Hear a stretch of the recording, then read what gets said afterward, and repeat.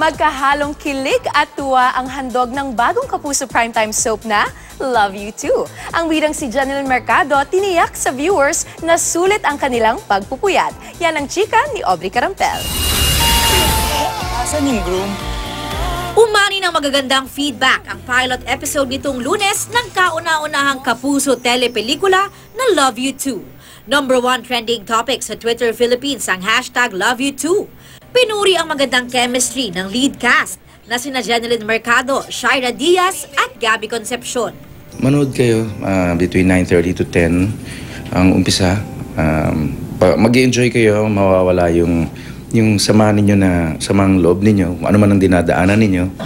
Ayan, so para maiba naman. Yun yung gusto talaga naming ibigay sa mga tao, yung maging masaya sila.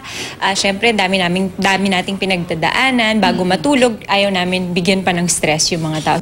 Unang episode pa lang, iba-ibang emosyon na ang ipinakita ni Jeneline na gumaganap bilang si Rafi.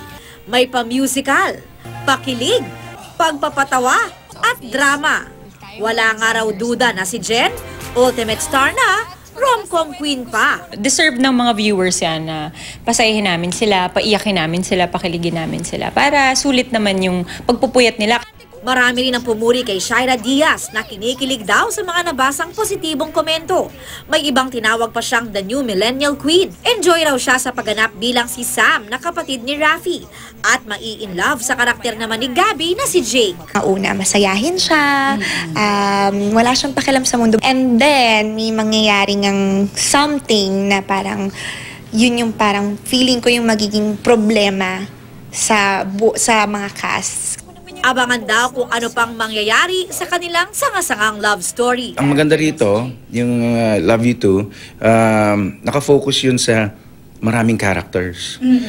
Sila I love you too, I love you too. Aubrey Carampel, updated sa Showbiz Happenings.